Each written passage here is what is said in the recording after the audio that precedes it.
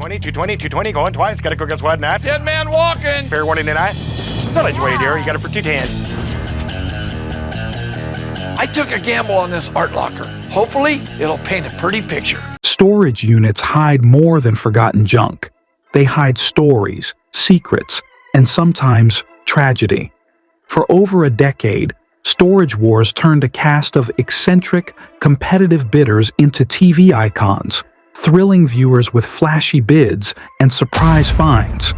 But when the cameras stopped rolling, the fame faded, and some of the show's stars faced battles no one saw coming.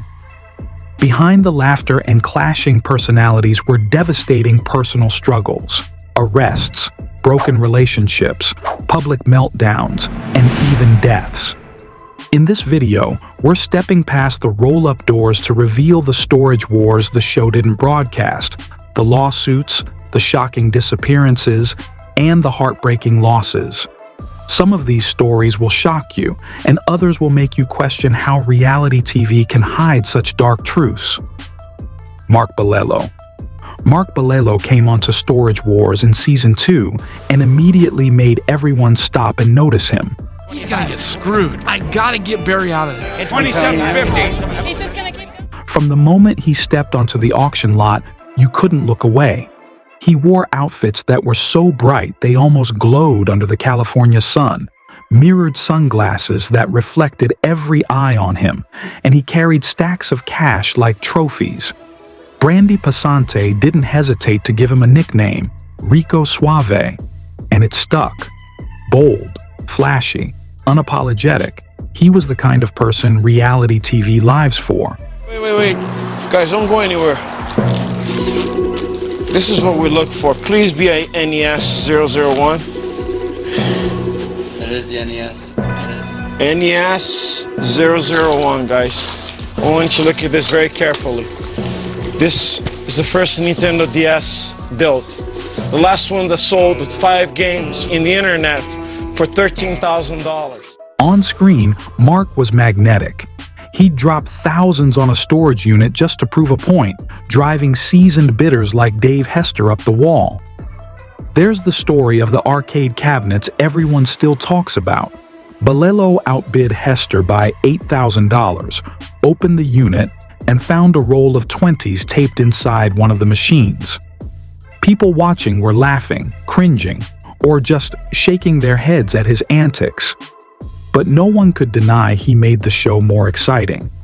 He had this energy that drew cameras, cast members, and viewers into his orbit. But the Mark Bolello we saw on TV was only part of the story.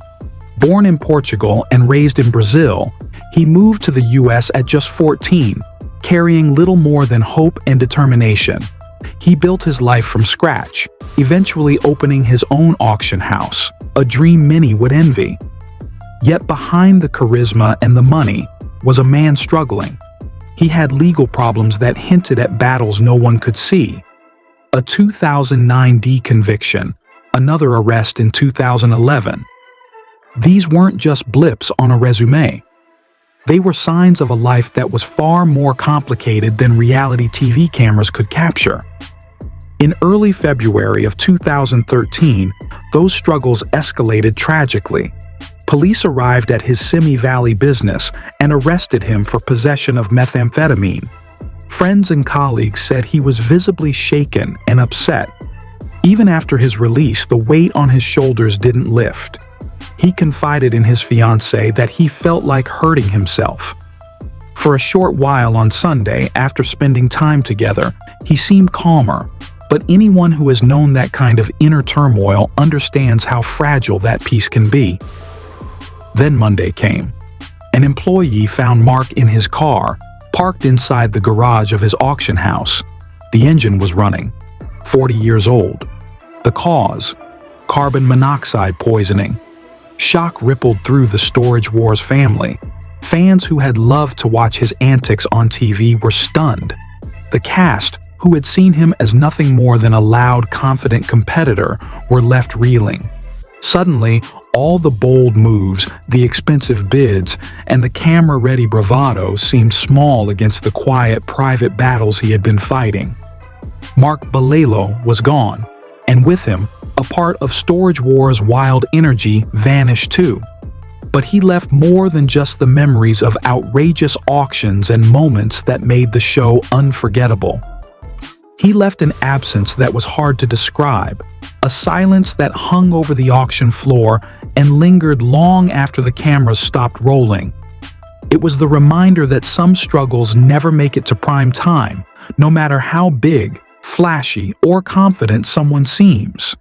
Behind the mirrored sunglasses and stacks of cash, a human story had ended too soon. Gunter Najoda. For your home computer, that's $100. That's controllers for Nintendo, the power controllers. The new auctioneer's not looking. Sega controllers. Keep your hands out of the unit. I really want this locker, so I'm not leaving Emily's side. It's chock full, no idea what's in the back there. Gotta be worth $1,000.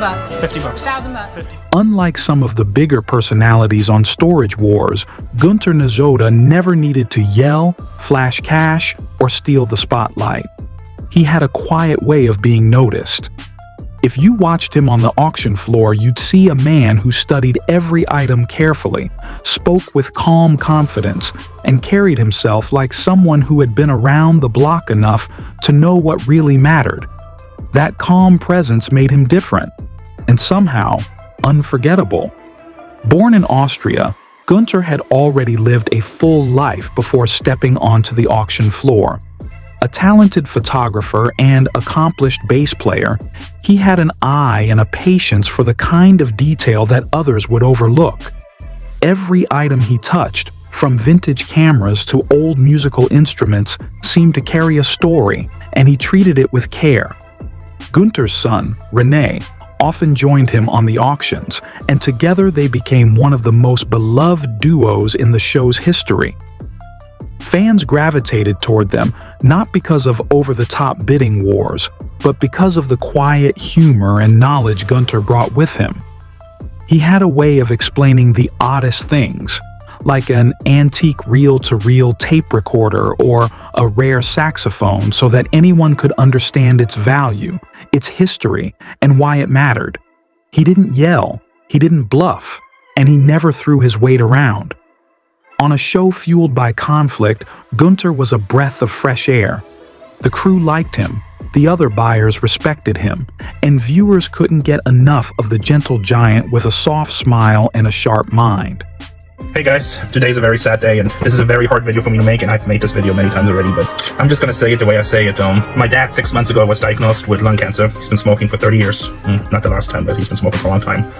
And last night, he passed away in his sleep peacefully from complications from lung cancer. However, behind his calm demeanor, Gunter was facing a battle he couldn't negotiate: his health. A smoker for decades, he was diagnosed with stage 4 lung cancer in September of 2022.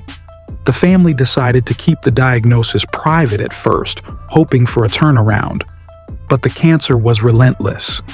Chemotherapy weakened him, leaving his lungs full of holes and his body fragile. Still, he continued to film when he could, his voice raspier with each passing week. A baseball cap often hid the hair loss caused by treatment, but his humor never left him.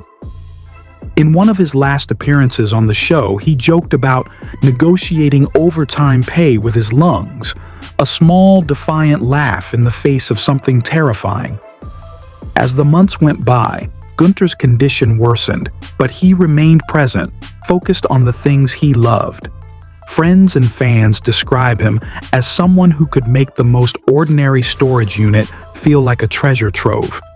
Even while fighting cancer, he continued to educate, entertain, and inspire those around him, showing that kindness and knowledge could leave a mark just as powerful as any bold bid. In March of 2023, René shared a heartbreaking announcement. Gunter had passed away peacefully in his sleep due to complications from the disease.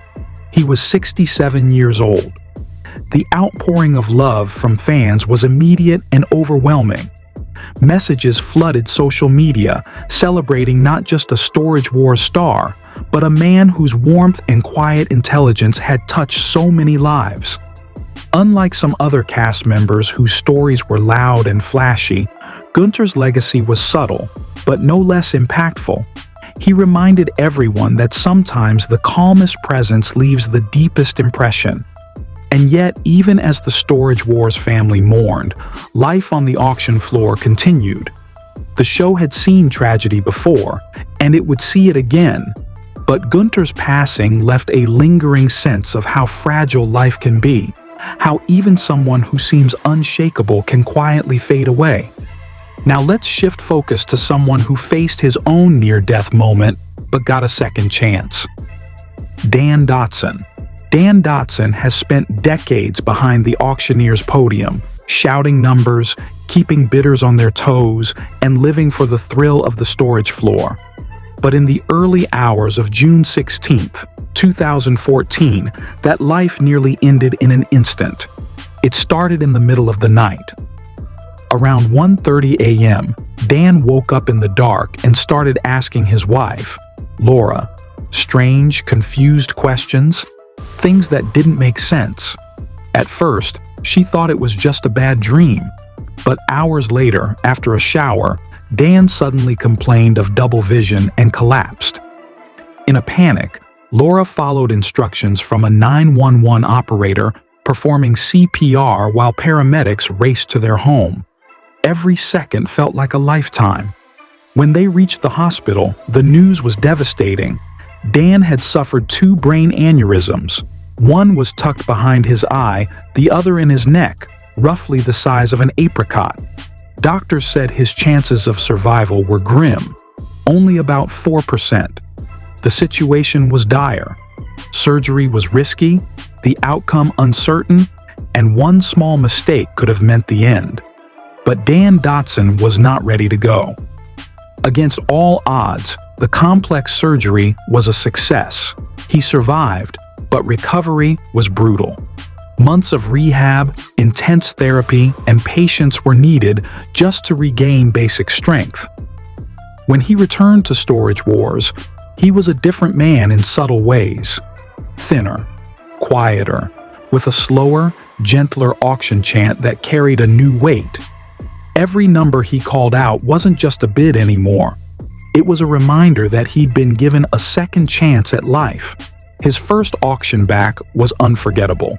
Mid-bid, he paused, looked out at the familiar faces in the room and said softly, "Every number today feels like a second chance."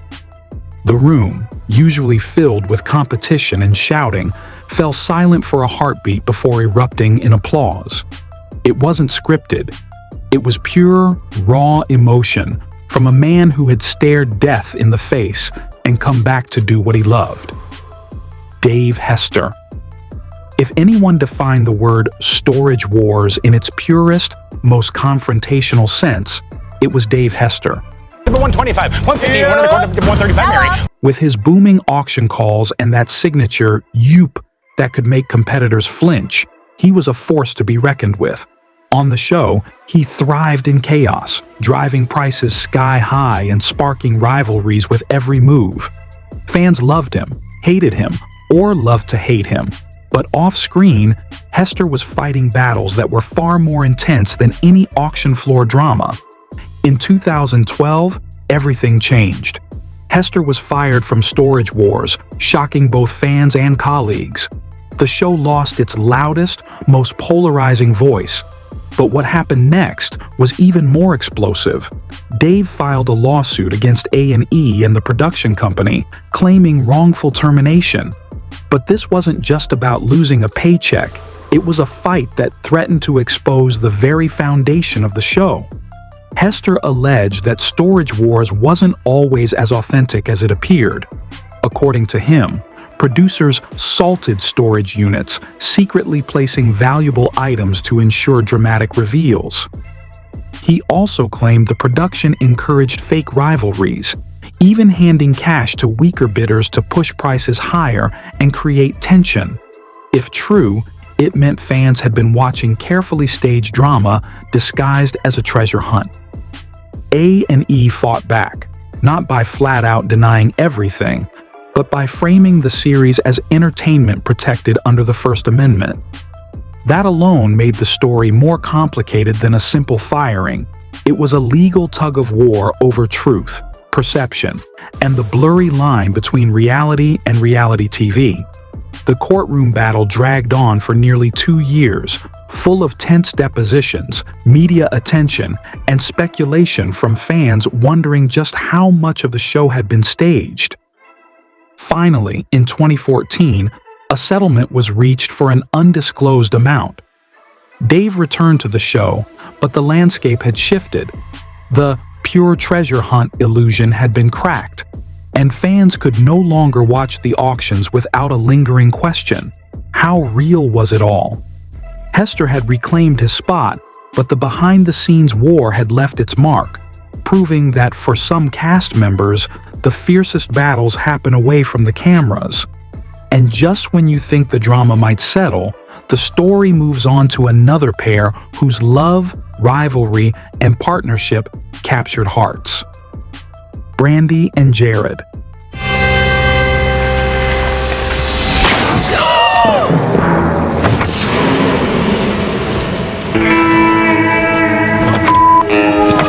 What I hit? Of course he wrecks my car.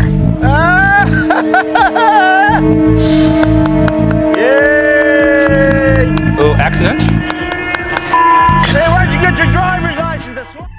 Brandi Passante and Jared Schultz were Storage War's ultimate power couple. Fans called them the Young Guns, and for good reason. Together, they brought energy, drama, and high-stakes bidding to every auction. Their playful arguments, quick-fire deals, and undeniable chemistry made them must-watch TV. They even earned their own spin-off, Brandi and Jared, Married to the Job, which gave fans a closer look at their lives on and off the auction floor. But behind the laughs and witty comebacks, things weren't as perfect as they seemed. Brandi and Jared had been together since 1999, building a life and business together, yet they never officially tied the knot. Over time, the pressures of constant filming, financial stress, and personal differences began to take a toll. By 2018, they quietly split. There was no public drama at first. They continued filming together, pretending for the cameras that everything was fine. The truth finally came out during the season 13 premiere in 2021, when Brandi confirmed that their relationship was over. For fans, it was shocking. The playful banter they had thrived on now carried an edge, each interaction loaded with the weight of real-life tension. They began bidding against each other more aggressively, and what had once been fun competition turned into a visible clash of personalities. Things escalated beyond the auction floor. In April 2021, reports emerged that Jared confronted Brandi while she was out with friends at a bar in Orange County. According to authorities, the situation spiraled into an argument, and Jared allegedly pushed Brandi twice before leaving. He was later faced with legal charges related to a physical altercation. A&E didn't make an official statement, but the outcome was clear. Jared disappeared from the show after season 13, his reality TV career seemingly over. Meanwhile, Brandi pressed on, now a single mother navigating a very public split. She carried herself with resilience, continuing to show up on screen and run her business while dealing with the fallout of a breakup that had once been kept behind the cameras. Fans watched her transform from half of a beloved duo into a strong, independent figure who could hold her own on the auction floor, proving that sometimes life's toughest battles happen away from the cameras. And just as the drama of relationships unfolded, Storage Wars still had its legendary risk-takers. Daryl Sheets. Daryl, the gambler. Sheets wasn't just a big spender on the Storage Wars auction floor. He was a risk-taker. From the very first season, fans watched him make jaw-dropping bids, sometimes putting thousands on the line for a single unit, all with a confident grin and that trademark swagger. He wasn't afraid to lose, because the thrill of the gamble was part of who he was. But even a veteran buyer like Daryl couldn't escape life's unpredictable turns. He left the show after season 12, reportedly over a pay dispute, before returning for later seasons. Yet, the biggest gamble he ever faced had nothing to do with storage units or treasure hunting. It was a matter of survival. In March 2019, after struggling with illness for 3 months, Daryl suffered a mild heart attack. The diagnosis was sobering: congestive heart failure and a serious lung condition. For a moment, everything changed. Fans watched as he shared updates from his hospital bed, photos of the machines keeping him alive, and messages about an upcoming surgery. For a whole month, the future was uncertain. Every breath, every heartbeat, was a reminder of how fragile life can be, even for someone used to taking big risks. Doctors worked tirelessly, and slowly, Daryl pulled through. His heart function improved, the defibrillator vest came off, and he began the slow road to recovery. The health scare was a wake-up call for the lifelong gambler, showing him that some risks aren't worth taking, or at least not alone. Since then, he has moved to Arizona and started a new business, seemingly stepping away from the auctions that made him famous. Barry Weiss. Get up here with your psychos and see what the f***'s going on here, okay? They already told me. Hey, what'd they say? That was offensive. They already told me. Who's earweedies? Hey, you know what's offensive? Come on, guys, get along. People that make we all just get along. people that make mockery out of my profession. That's offensive. Barry's got me in a real bad mood. Whoever wants this locker ain't getting it cheap. Who could forget Barry Weiss? Barry Weiss was the heart and soul of Storage Wars. Known as the Collector, he was instantly recognizable with his skeleton gloves, wild collection of classic cars, and a calm, almost zen-like approach to every auction. He wasn't the loudest bidder, but his eccentric charm made him unforgettable. After leaving the show following season 4 to explore other projects, including his own spin-off, Barry became the subject of countless internet rumors, many claiming he had passed away. Then, in April 2019, a terrifying incident made those rumors feel almost real. Barry and a friend were riding motorcycles through Los Angeles when a car suddenly pulled out of a parking spot right in front of them. Both crashed hard. His friend suffered a broken knee, elbow, and wrist, but Barry's injuries were far more severe. Broken bones, serious chest trauma, and internal injuries landed him in the ICU, leaving fans around the world holding their breath. Recovery was long and grueling, requiring multiple surgeries and months of physical therapy. Yet true to his resilient spirit, Barry came back. In 2021, he made a legendary return to Storage Wars, stepping onto the auction floor in a classic 1939 Lincoln Zephyr, cool as ever. It wasn't just a comeback, it was proof that some personalities are impossible to keep down. What are your favorite moments of the Storage Wars cast that have tragically died? Share with us in the comments below. If you enjoyed this video, be sure to give this video a thumbs up and subscribe to our channel for more thrilling stories of your favorites.